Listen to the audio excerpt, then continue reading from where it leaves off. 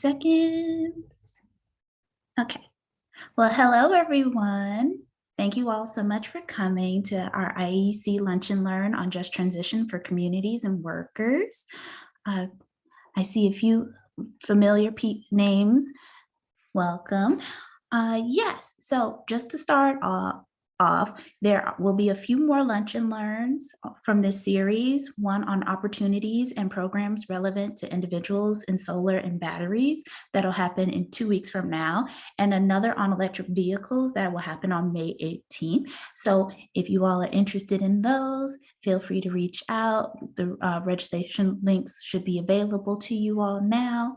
And I'll start the presentation soon. I'm Ariel Hampton with the Illinois Environmental Council, and I'll pass it off to Andrew.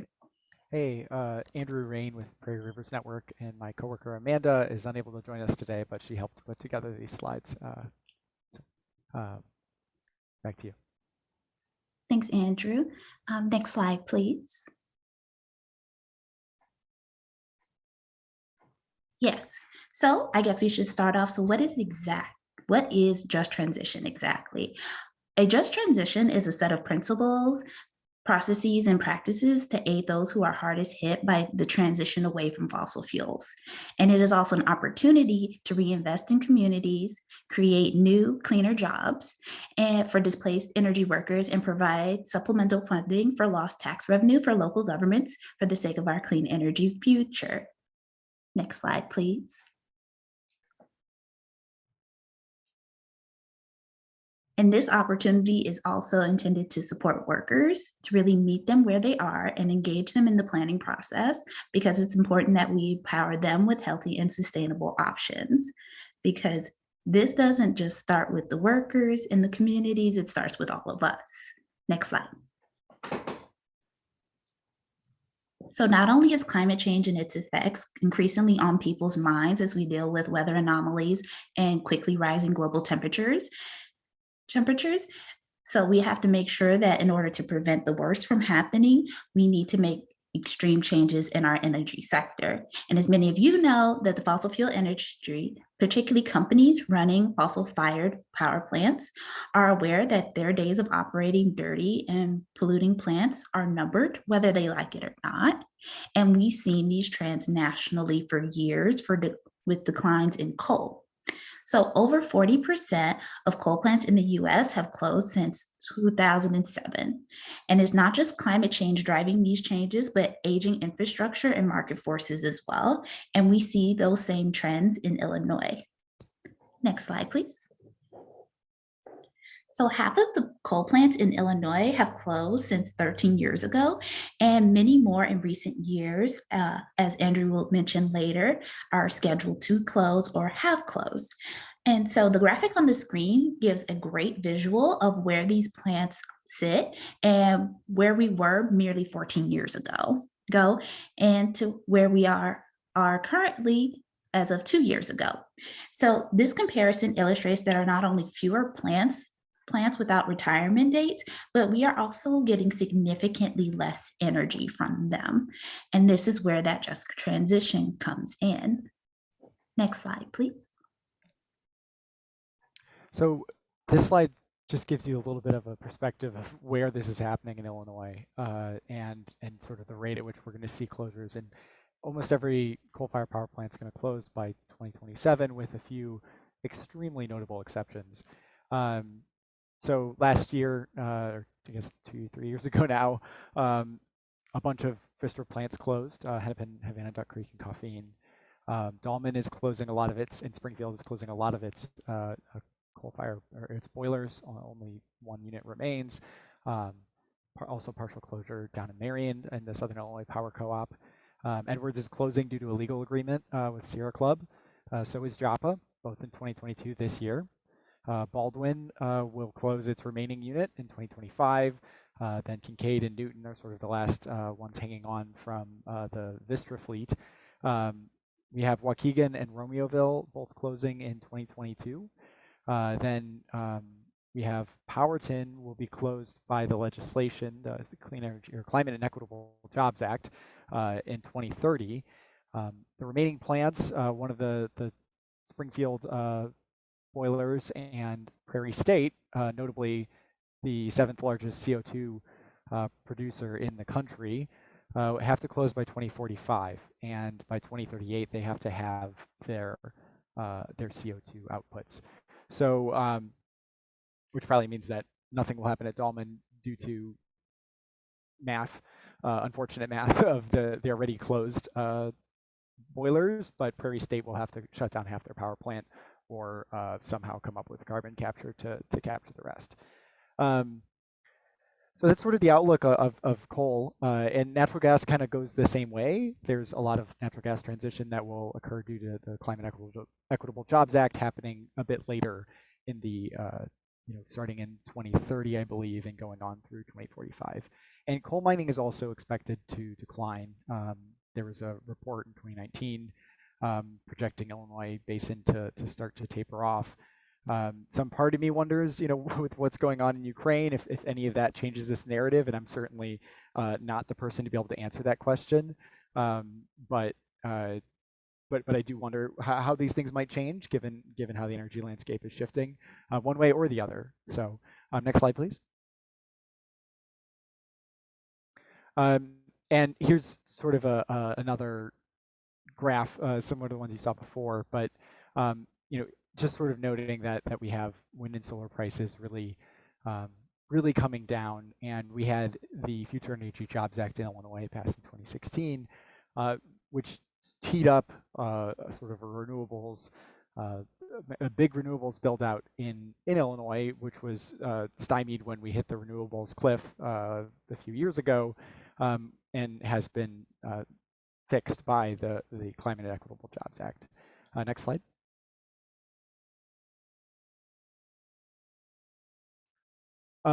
So just sort of again spotlighting what's going on in the clean energy sector here. I mean, it is one of the largest employers in the state, and one of the most growing employers. Sorry, not one of the largest, but one of the most growing sectors in the state, especially in energy efficiency, where there's just really a ton of jobs, and this is a lot of small businesses in sort of local enterprises, those type of things that it's not just big companies, but it's really small companies owned by just everyday people who are really able to grow and make a difference in the field. Next slide.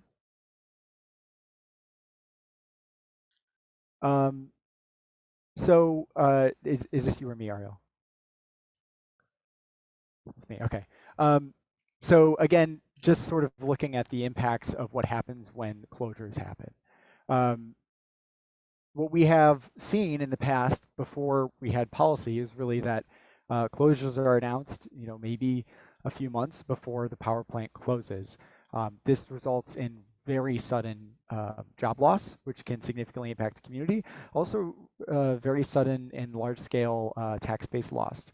So, the community, like we spoke with the mayor of Wood River, suddenly they have a lot less revenue. So they're trying to do the same amount of services with a lot less tax revenue. And additionally, everybody else's property taxes are going up. So as a community member, what you end up seeing is you get a lot less for a lot more in terms of what you're paying on property tax. And it's really a cliff. And so communities have struggled. And it's not a planned transition. The company is not really incentivized at all to announce these things ahead of time. They just sort of, when they close, they announce the closure.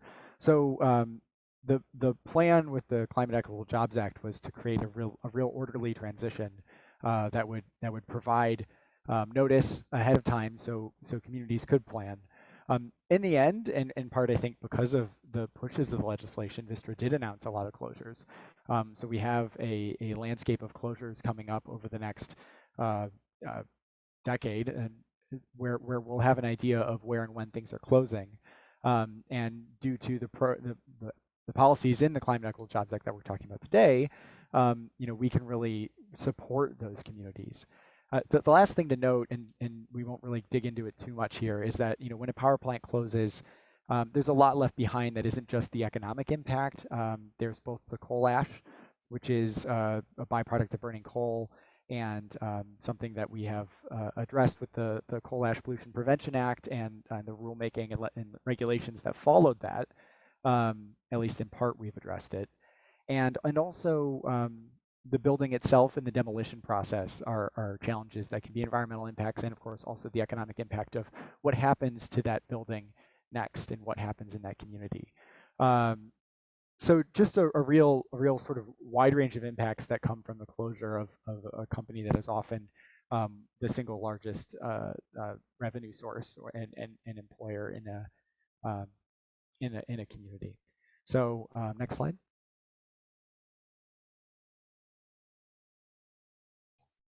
Thanks, Andrew. And now we have the Climate and Equitable Jobs Act that Andrew mentioned. I'm sure you all are very familiar with this act.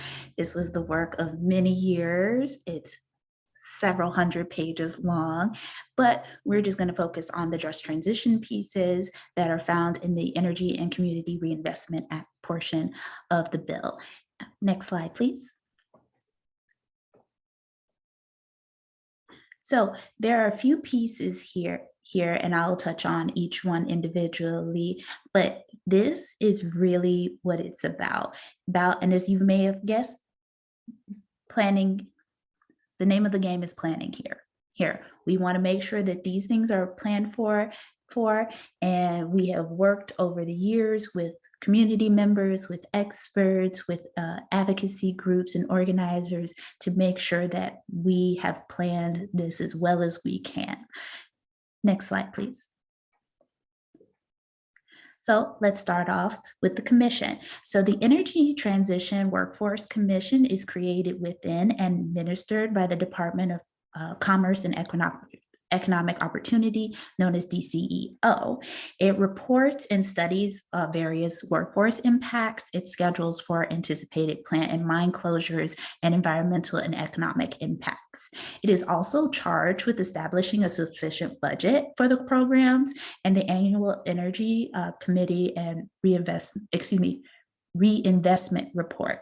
And as you may be able to tell from the screen, that report is coming very soon. So we are anticipating that. Next slide, please. And then we have the money aspect of it. So as Andrew mentioned earlier, we have seen plants close with little to no community notice and next to zero planning for what happens next in these communities that have heavily relied on the presence of these plants in their communities for jobs and a significant portion of their tax revenue for many years. So this is why there are grants in place so these communities are not left in a lurch. So these are grants for eligible communities to address economic and social impacts of the energy transition, and which can include the loss of property tax revenue. So for those who want to use some of that funding for grant writing, it is possible up to 3% of that grant funding can be used for grant writing. And then for those who would like to be eligible for this community, there are some criteria that need to be met. So the community must have had a closure or reduced operation of a fossil fuel or nuclear power plant or coal mine, or will have a closure of a reduced operation. So this is also includes power plants that were decommissioned but continue to store nuclear waste. So this could have occurred 6 years in the past or 6 years in the future at the time of the law's passage. And as for the eligible grantees, that would be the units of local government in eligible areas. So these local units have the option to join with other local units of government or economic development organizations or community-based groups in any way. And so all you would need here was a resolution of support from the host community, the one that hosts the power plant or the mine. So that is a possibility here. Next slide, please.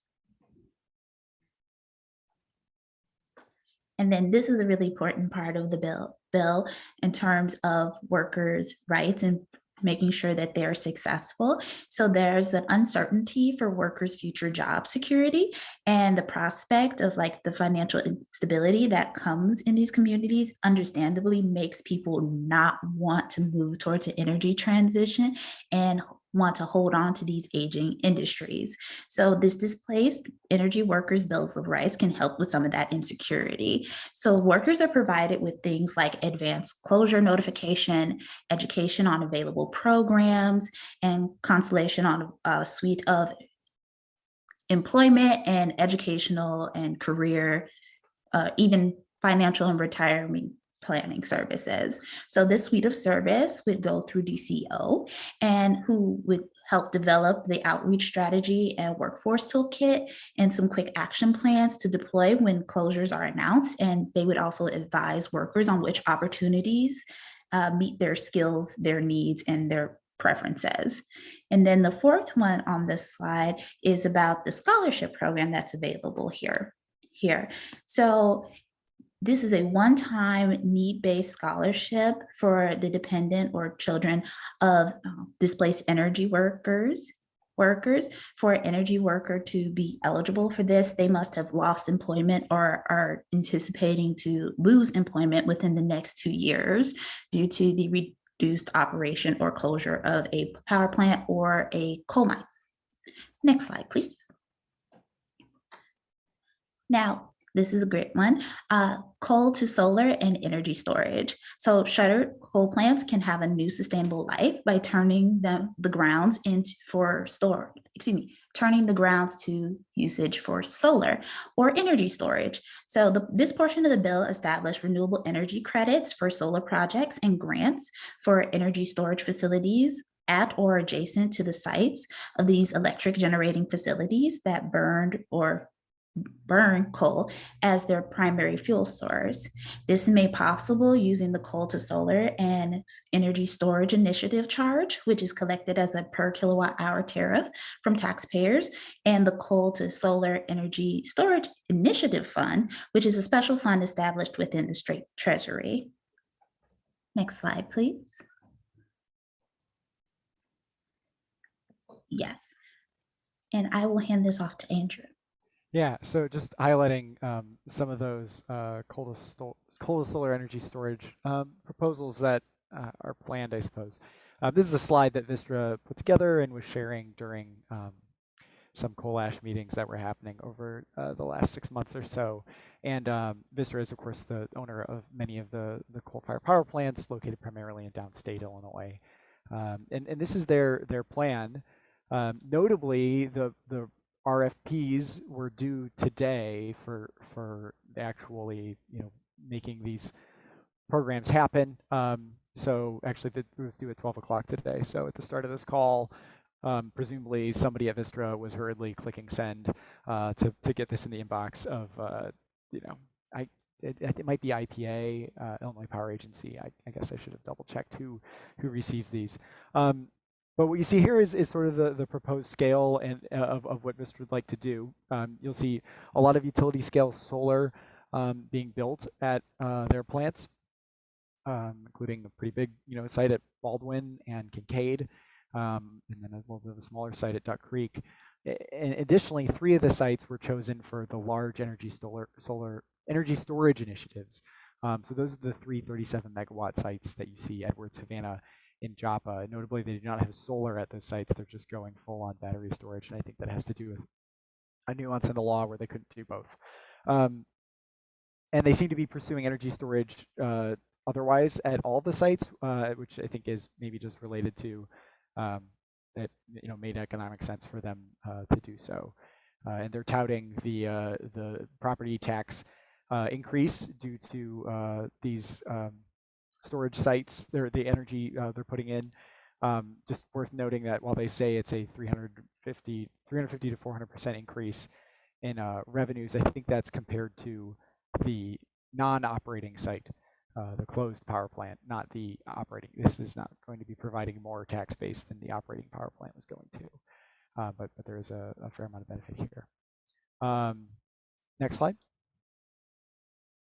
The last thing I just wanted to flag was that displaced energy workers do have access to the workforce hubs, clean energy workforce hubs that are created by the Climate Equitable Jobs Act. And those are sort of their own thing that I think we've already gone through on a different one of these calls. But 13 workforce hubs that are going in across the state. You can see pictures of them, their locations here on this slide. Many of them are coinciding with locations of existing or nearby closing power plants. That was part of the reason why they were cited. Some are not near closed power plants. It wasn't the only thing driving their locations.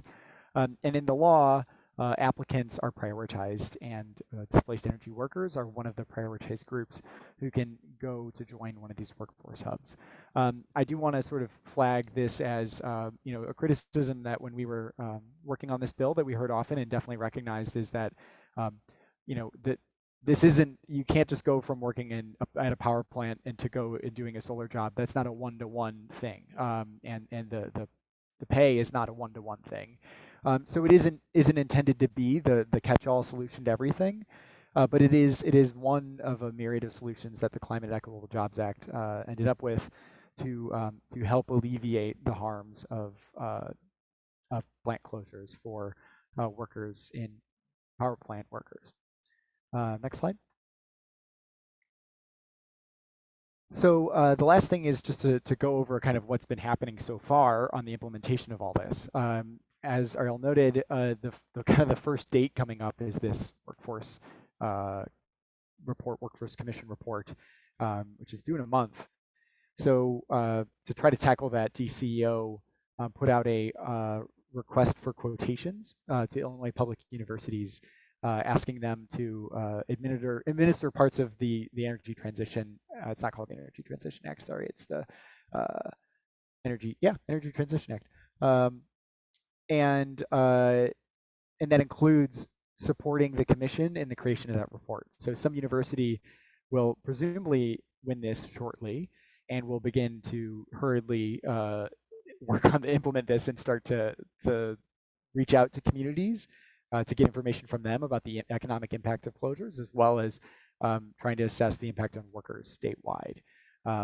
Though that university or another university might also be responsible for a lot of the development of those workforce hubs that we mentioned. Also, DCEO is meeting with stakeholders, so they're going to be talking with, they've taken, from the Illinois Clean Jobs Coalition, they've taken a meeting.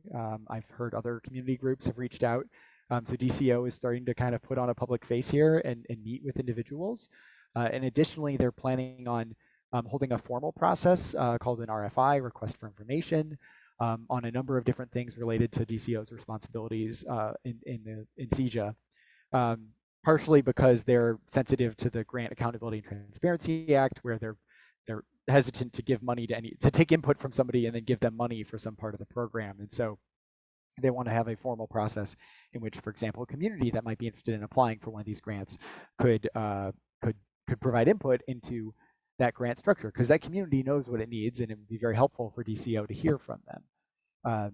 And similarly on the workforce side of things, a group that would be good at running one of the workforce hubs probably also has good input to give. So DCEO wants to be able to hear that and also keep their make sure they're not breaking the law, or at least what they think might be breaking the law.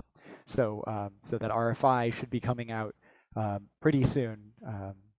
But other than that, that's kind of all we have. The ball is really in DCEO's court. It seems like they're spinning up and getting there.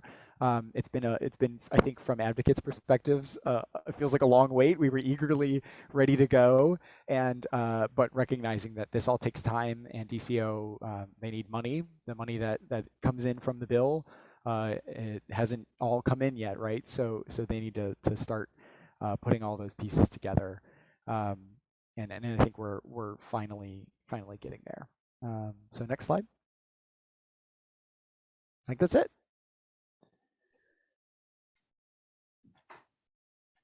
So does anybody have any questions or comments they'd like to share?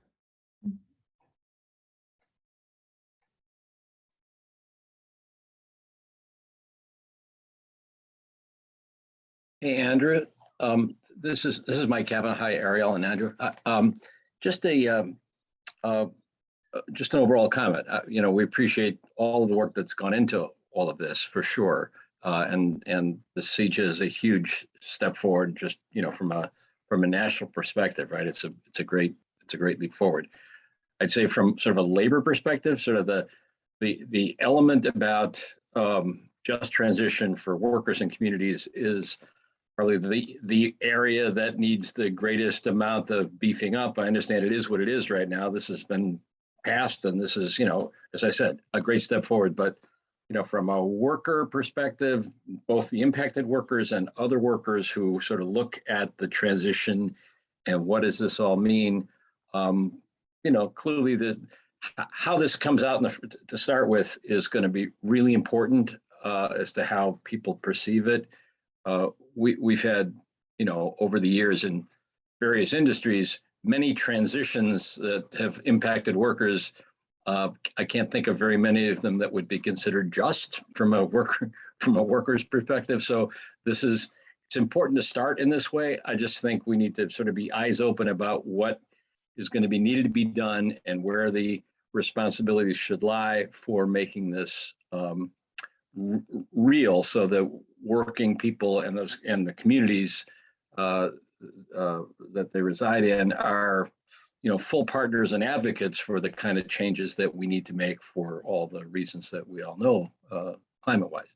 Anyway, that's sort of a broad comment. I just want to put it out there. I know we feel like there's a long way to go. Lots of other states are looking at the Illinois model, and people asking us about the just transition portions, and it's like, okay, this is a start. You got to figure out funding mechanisms and all that I'm sure everybody in this call is familiar with. But anyway, thank you for the work you're doing, for sharing this. I think it's important this is also shared with people in labor who are going to be dealing with this on the front lines, and I know this is going to be made public, I believe, with your slides available for sharing, and we sure would like to get a broad input in it.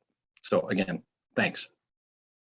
Thanks, Mike, and good to hear from you. I recall many calls probably a year or so ago where we worked on talking through some of that policy. So it's good to hear your voice again. Yeah, I think you're right. I mean, I'll say you can look up versions of the climate or the Clean Energy Jobs Act, what the ICJC and a lot of the climate advocates wanted, and it was more for workers. We envisioned something more than what got passed.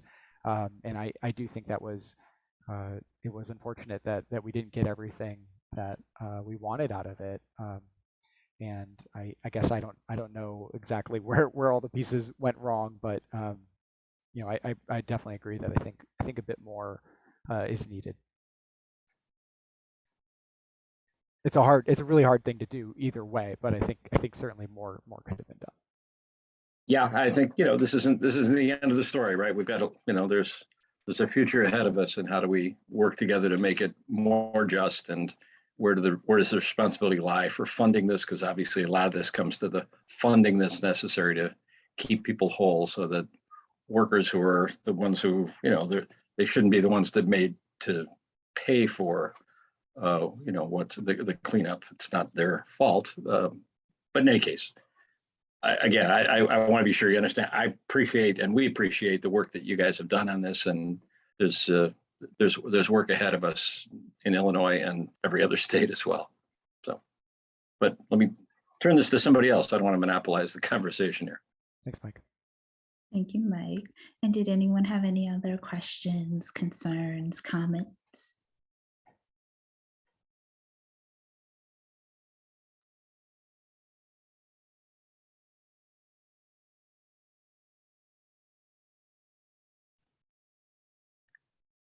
If not, we can give you all almost 28 minutes back. Before folks head out, though, I do want to give people the opportunity to sign up for the next couple lunch and learns coming up. We have 2 coming up pretty soon, so feel free to sign up here at the links I'm putting in the chat. And yeah, we appreciate folks' time. I put my email in the chat. If anybody wants to reach out, feel free to email me.